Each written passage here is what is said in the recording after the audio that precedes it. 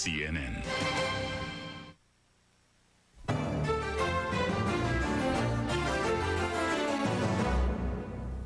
I'm Catherine Calloway at the CNN Center in Atlanta with a news update. A jury in Long Island this morning will begin deliberating the fate of Colin Ferguson. He is charged with murdering 6 people and wounding 19 others aboard a commuter train in December 1993. He's been acting as his own attorney. In his closing arguments, Ferguson said his accusers were lying as part of a conspiracy against him. Procter & Gamble is recalling 2 of its skincare creams because of complaints the products caused eye irritations. The 2 creams, both in the Oil of Olay line, are Visible Recovery Series Renewal Lotion and Renewal Cream. Procter & Gamble says it knows of no serious or lasting eye damage caused by the products. Testimony resumes today in the O.J. Simpson case, and CNN will bring you live coverage beginning at noon Eastern, 9 a.m. Pacific time. I'm Catherine Calloway. There'll be a complete update on the Simpson trial on Sports Late Night. It's coming up next.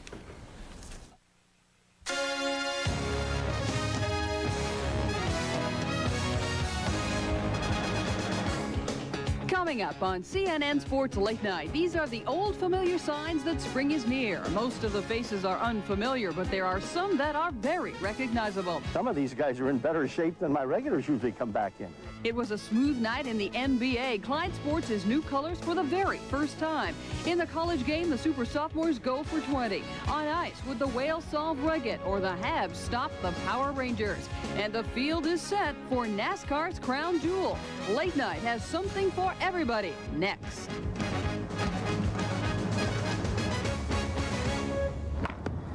Instead of the usual highlight of winter, spring training has opened with replacement players.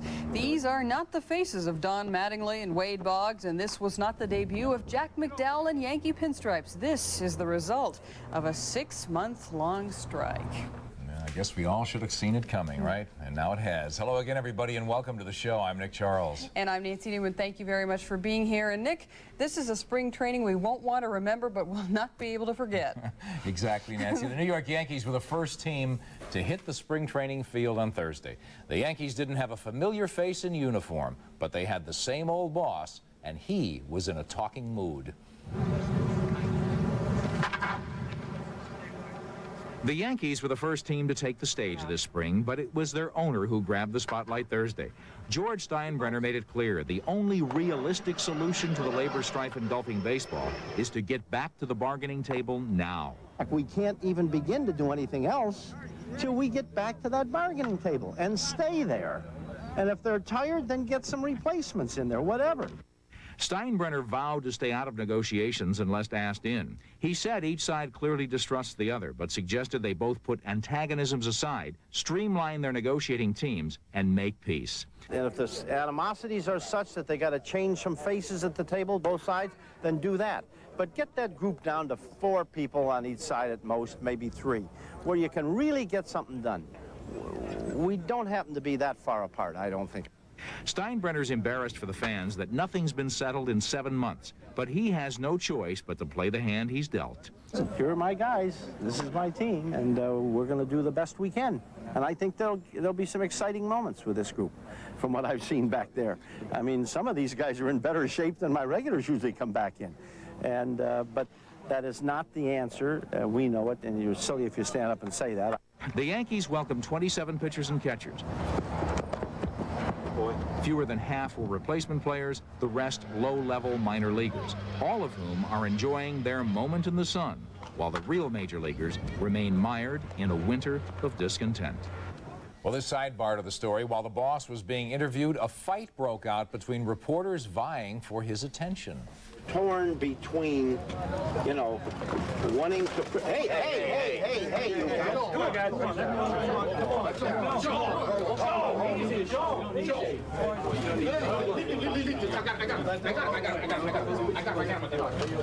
Steinbrenner, you about done here? Get that guy a uniform. You about done here? Please, by the look of those reporters, it's safe to say George Foreman doesn't have a thing to worry about. Meanwhile, early returns say fans aren't buying a cheaper imitation of baseball at any price. The Yankees swung open the gates, but despite free admission, attendance topped out at about 75 people. Not a day to be a hot dog vendor, Nancy. You are so right. While replacement players are taking the field, major leaguers are sitting around a conference room table. Union Chief Donald Fehr held a session with over 200 players in order to discuss the current issues and give updates on the negotiations with owners. CNN's Jim Huber has the latest from Orlando. Baseball's spring training officially began outdoors on Thursday in Fort Lauderdale. The indoor version continued 3 hours north in Orlando, as 260 striking major leaguers were briefed, not so briefly, at a grand council by Donald Fehr behind very closed doors. We feel good that we're pretty much up to date. It's always nice to have these meetings so that we are up to date. We really wanted to know what was going on with Washington and the president and that whole congressional thing, and it was very important for us to follow that. When those doors finally opened hours later, they brought forth a 5-pack of options, any one of which, being accepted by the owners, would bring the players immediately back. Number 1, an agreement. Number 2, either voluntary or binding arbitration. Number 3, the president's plan of a 1-year fact-finding mission followed by bargaining. Number 4, passage of the Hatch-Moynihan antitrust bill. And number 5, return to the 1994 conditions. I think the hope is that we're going to have to find a way to reach an agreement, or one of these other methods is going to have to come to fruition. All I can say is you keep trying every day till one hits. We're willing to sit down, negotiate. You know, it's going to be something that both sides are going to have to live with. You know, if we can come up with a solution where both sides maybe are not happy but can live with, then we'll have to pursue that. There was a lightning rod of sorts in attendance on Thursday. Philadelphia Phillies outfielder Len Dykstra, who had openly talked of breaking the strike and going to training camp, arrived, read a prepared statement to the players behind those closed doors, and then left without comment. Your remarks, Lenny? No, we're going to a players' meeting here.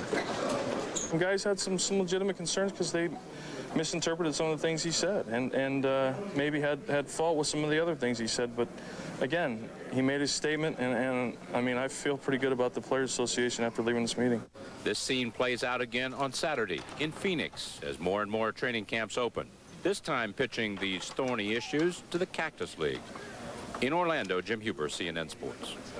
And while the owners and players slug it out, the people caught on the fence are the managers. A lot of them are former players and fully vested union members, but now they work for team management. Tonight, a dozen major league managers, along with more than 90 coaches and trainers, met with Don Fehr. I think in turn we had, as managers and coaches, an opportunity to give them a feel back of where we were coming from. And it's a very difficult situation for both of us, and let's just get it solved. Let's get after it.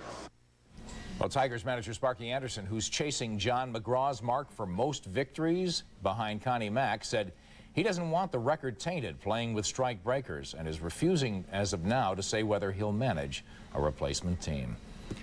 I don't know what's up. You know, you try to get a feel for it. Sometimes the players sound a little itchy, and you're going to see when they missed that first paycheck April 15th, but they seem very much, they have a lot of resolve like I've never seen before. Yeah, showing a lot of solidarity. Definitely managers indeed in the middle. How many envying the Blue Jays position, the organization not letting the regular staffers play with replacements, work with replacements? Right, that would get them off the hook. The NBA is next on CNN Sports Late Night, and a new look for the defending champions as Clyde the Glide blasts off with the Rockets tonight in Charlotte. Also, Arizona hopes to get back on the winning track after last weekend's shocker. Would a visit to Southern Cal be the perfect medicine? And the Browns wave and say bye-bye to a heavy load and a heavy contract one day after both expansion teams said no thanks. And later, you replace a driver who nearly died, and now you're on the pole for the most important race of the year. We'll go to Daytona when CNN Sports Late Night continues. Americans have always loved cars. They pamper them, talk to them, sometimes even look like them. And for accessories and parts, they look to J.C. Whitney. The #1 cause for wire set failure is heat. Beat the heat with Philco's new 100,000-mile triple silicone spark plug wire set. And for your Jeep, RV, or street classic, Holley's Projection Fuel Injection is designed as a complete retrofit for your carbureted vehicle. Call 1-800-JC-WHITNEY to get your free J.C. Whitney catalog. True Value is having a President's Day sale because, like a president, you have to work with your cabinet, deal with the press, make the best use of the tools of power, fix domestic troubles, eliminate waste, and above all, cut spending. Right now, get a Rubbermaid 18-piece Serve 'n Saver set for $5.99 and a twin pack of Jameson smoke alarms for just $7.99. Hurry, True Value's President's Day sale ends Monday. True Value, help is just around the corner. Considering what your business has to figure, 25 or 30. How much time we got left? you may not have figured that if your business uses AT&T, you're probably on the wrong calling plan. Over half of AT&T's customers are, which is why hundreds of thousands of businesses are trading in AT&T and investing in Proof. MCI will analyze your AT&T bill and give you proof positive, written proof of how much your business can save by switching to MCI, proving once again the only savings that are true are the ones you can see. Nobody does it like you, the way that you do.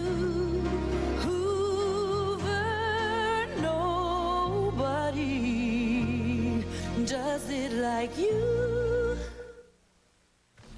Welcome back. Clyde Drexler's Rockets debut was temporarily grounded tonight. Drexler suited up but couldn't play until the player he was traded for, Otis Thorpe, passed his medical exam. The clearance came at halftime in Charlotte, finally enabling Drexler's Houston career to get off the ground in the second half. Let's go to the Hive for the highlights. He cannot play because... That is how Clyde spent the first half, but he more than made up for it the rest of the way. Coming out on fire in the second half, his first basket, a three. Then on the break with Kenny Smith, the long pass to Clyde for the slam. A little later, it is Mario Elie, the long inbound to Clyde, who goes in for the finger roll to put the Rockets up by 8. The Rockets outscored the Hornets 41-19 in the third quarter and went on to blow out the Hornets. What a celebration of the arrival of Drexler. An inspired Akeem scored 29 points and grabbed 14 rebounds. Kenny Smith sank all 7 of his shots, including 4 three-pointers. The Spurs look to sweep a home-and-home series with the Jazz. A little Dennis Rodman fan in Salt Lake City. And the real thing. Early going, Karl Malone to Jeff Hornacek. Back to Malone, over the shoulder for the lay-in. Jazz up by 5. This was a rough one. Dennis Rodman, evidence here, the hard foul on Tom Chambers. He gets a technical. In fact, both teams piled up 7 technicals in the first half. 62-51 Jazz at the half. In the third, Stockton to Malone. How many times have we seen that combination? Jazz by 11. Spurs made a run, but Hornacek finds David Benoit, who gets the very friendly bounce. You gotta like that, except Coach Hill. That kind of night. The Jazz win for just the second time in 6 outings, while the Spurs lose for only the second time in 11 games. Karl Malone led the way with 34 points. And this from Phoenix. The Suns' Danny Ainge was suspended for 1 game and fined $7,500 for this incident. It happened Wednesday night versus the Blazers. Portland's Chris Dudley fell across Ainge's leg late in the fourth quarter. Ainge, who strained a ligament in his right knee during the scramble, retaliated by slapping Dudley in the face. Well, the streaking Lakers continue to confound the experts. This LA team is doing all the right things under new coach Del Harris, who has them playing unselfishly and winning big. Most impressively is that the Lakers are doing it on the road, and tonight they traveled north to Sacramento, where Harris and his club was looking for 5 straight wins. Kings' Walt Williams on the break, though, flips to Brian Grant. A rookie takes it to the hole at the expense of Eddie Jones. No call made. Kings love to run, and they were on the move again. Williams to Grant to a cutting spot. Webb for the reverse. The Lakers on the move now with Nick Van Exel showing the way to Anthony Peeler. What a touch to Sam Bowie for the slam. Kings ahead by only 1 at intermission, but the Lakers wilted after the break. Mitch Richmond to Walt Williams. Well, here we see here to Olden Polynice for 2, and happened so fast it just blew by me. I'll tell you, the Kings defense, though, just dialed in and held LA to 30 second half points, beat one of the most dangerous road teams in the NBA. For more on the resurgent Lakers and their swaggering playmaker Nick Van Exel, join Bob Lorenz and Mike Glenn for This Week in the NBA, Sunday morning at 11:30 Eastern. Earlier, the Knicks in Miami, Glenn Rice scored 33 for the Heat, but barely scraped the iron here. Patrick Ewing blocked out, rebounded, and found John Starks wide open on a fly pattern. He laid in the Knicks' 17th unanswered point as New York blew on top by 14. To the third, Miami still had no answer for Anthony Mason, who snagged the rebound, found Starks, who delivered to Ewing, while Mason ran the floor and finished things off. The Knicks' defense was the story again for them. The double team, what they did is they continued to knock the ball loose and cash turnovers into baskets. And we see the Knicks have held opponents to under 90 points for 18 of their 38 games That has been their key to victory. At Milwaukee, the Cavs outscored the Bucks 33-13 in the decisive third quarter. That carried Cleveland to a win and to within a half game of Charlotte's now paper-thin lead in the Central. And the Nets continue to get it done without Derek Coleman. Kenny Anderson showed the way tonight when New Jersey thumped Denver. The Nuggets have won just 2 of 14 since Gene Littles replaced Dan Issel. Nancy? In NFL news, the Cleveland Browns did some cost-cutting today. A couple of players who were not selected in the expansion draft were given their outright release just one day after the Jaguars and Panthers passed on Pro Bowl defensive lineman Michael Dean Perry. He is a free man. Perry ranks 4th in Browns history with 51.5 sacks and made his 5th Pro Bowl appearance in 6 years last season. But Perry came with too high a price tag for Cleveland, as did Mark Rypien. So the Browns did not exercise the option on the quarterback's contract. Rypien was used primarily as a backup to Vinny Testaverde last season and completed 59 of 127 passes for 694 yards. Stay right there. College hoops is next, and the Tar Heels looking to make it 25 consecutive 20-win seasons. And then we'll take the ice. And what a show the Penguins are putting on. Still unbeaten and going for more. Hockey is coming up.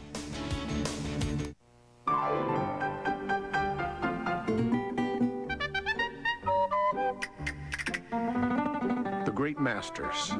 They defined civilization in Europe for centuries. Now we're defining civilization on the way there.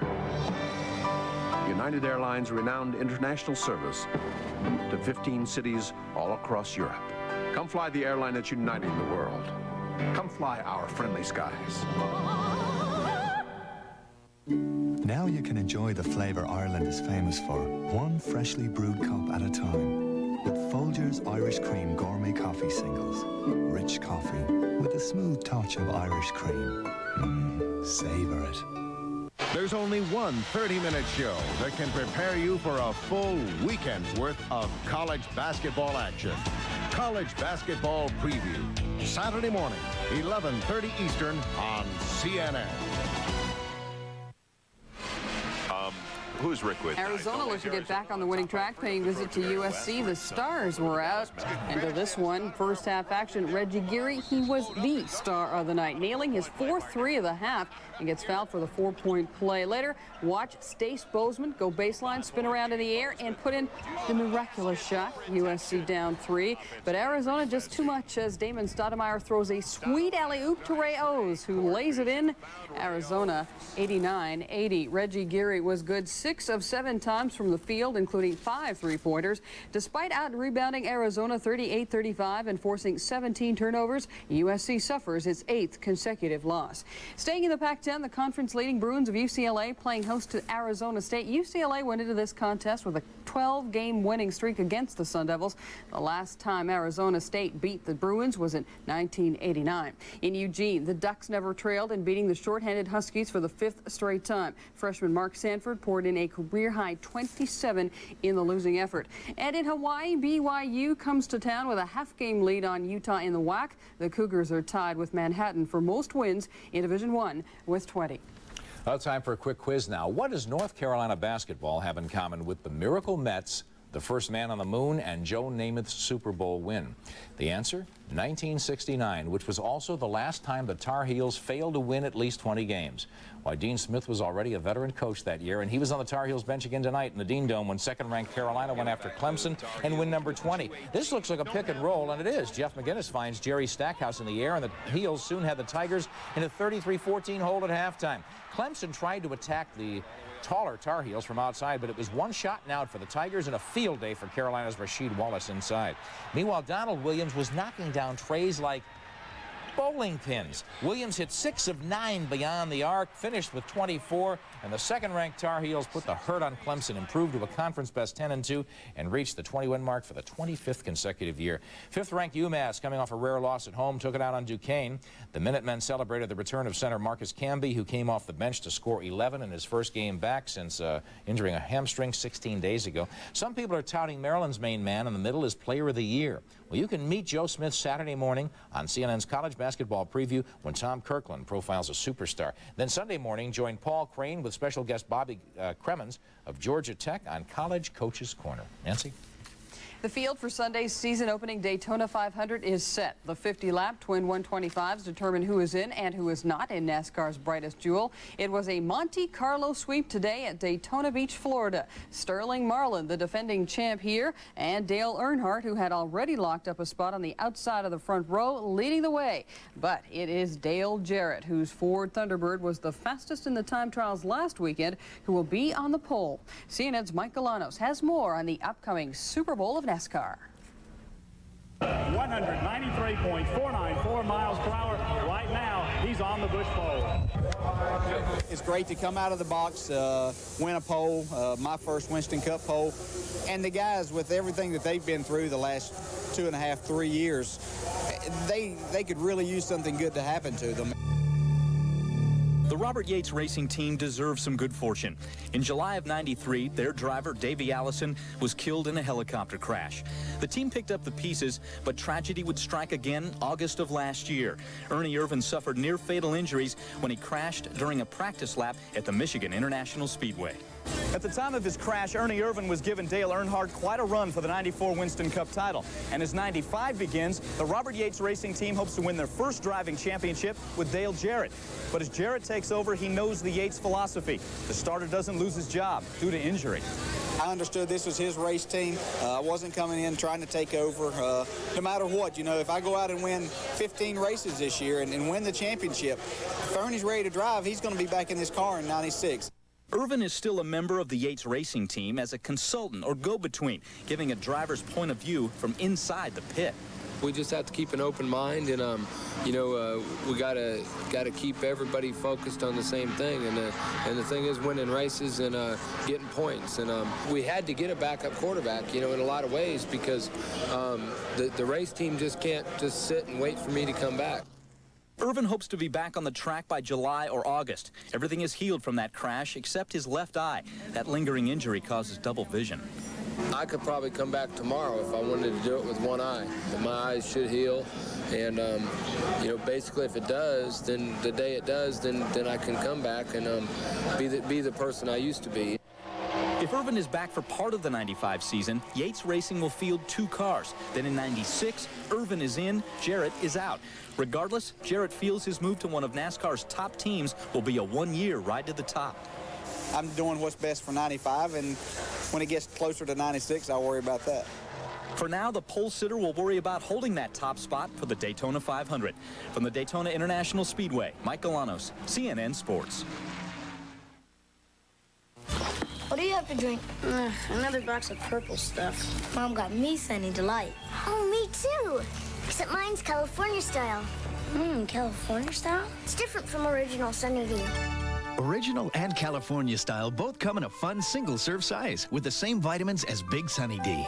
Anybody want to try this? Oh, come on now. I'll throw in some chipsy doodles. I'll throw in a pickle. Sunny Delight singles, original and California style. The good stuff kids go for. Mommy, my arm itches. Oh? Well, don't worry, honey. I've got something that'll help make you feel all better. For itchy rashes, insect bites, even poison ivy, get cortisone for kids. Now the anti-itch medicine doctors recommend is in a children's formula with aloe for children's sensitive skin. It gets under the itch for soothing relief and help in healing. Mom, the itch is all gone. Oh, good. Get cortisone for kids with the anti-itch medicine doctors recommend. The detective who phoned O.J. Simpson to tell him that his ex-wife had been killed testified Thursday that the former football star was clearly upset by the news, but never asked about any of the circumstances surrounding Nicole Brown Simpson's death, including whether she had been murdered. I think the first words out of his mouth were something to the effect, "Oh my God, Nicole is killed," or "Oh my God, she's dead," and then he got very upset on the telephone. Phillips also revealed on the stand that Ronald Goldman drove a friend's car to Nicole Brown Simpson's condominium the night both were murdered. Until today, trial observers had assumed he'd walked there. But this testimony fortifies the prosecution's claim that in arriving by car, it means the killings may have happened earlier than if he had walked. A reminder to stay with CNN tomorrow when our live coverage of the O.J. Simpson murder trial continues, when court reconvenes at noon Eastern, 9 Pacific. Hockey now, and Pittsburgh was undefeated going into tonight's contest versus the Whalers. That is Jaromir Jagr from the circle feeding Luc Robitaille. Goes in off his skate.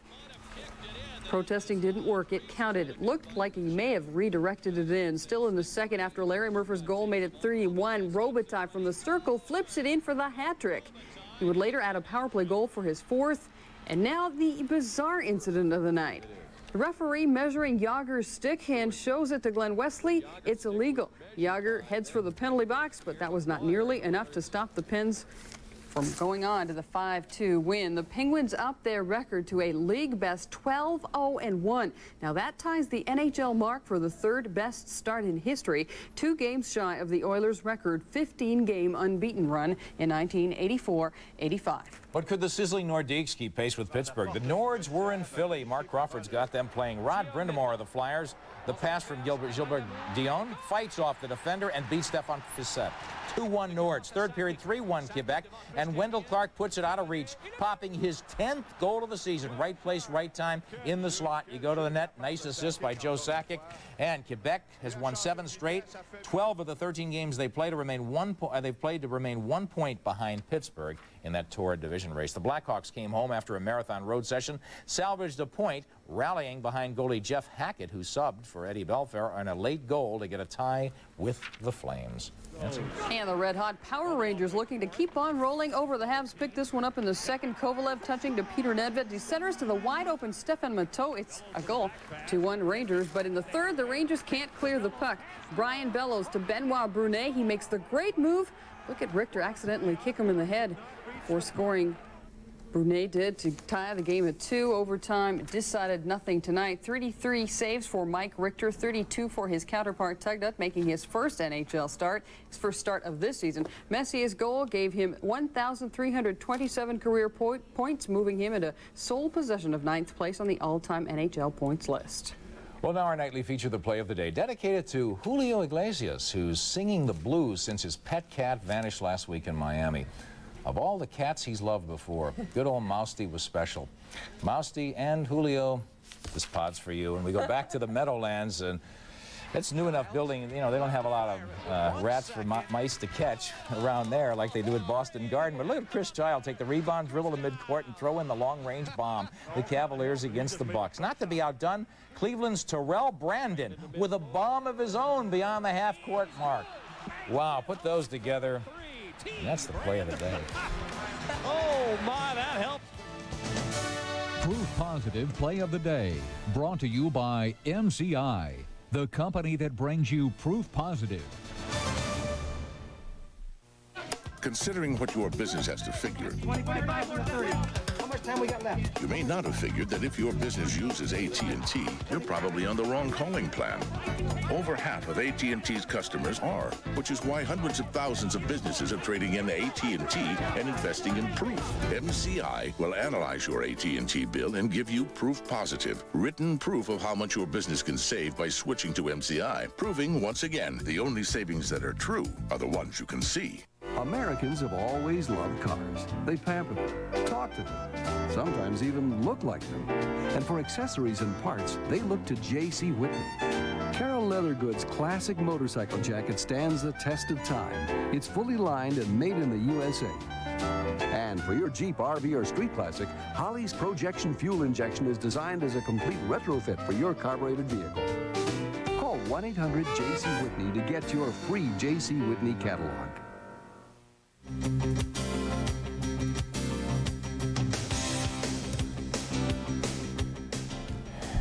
Gee, I hope Julio finds that cat. I really do. Too. That'll do it for now, though. I'm Nick Charles. And I'm Nancy Neiman. See you next time. Weekdays, join Donna Kelly and Leon Harris for something news and different in the mornings. The CNN Morning News, 9 Eastern, 6 Pacific.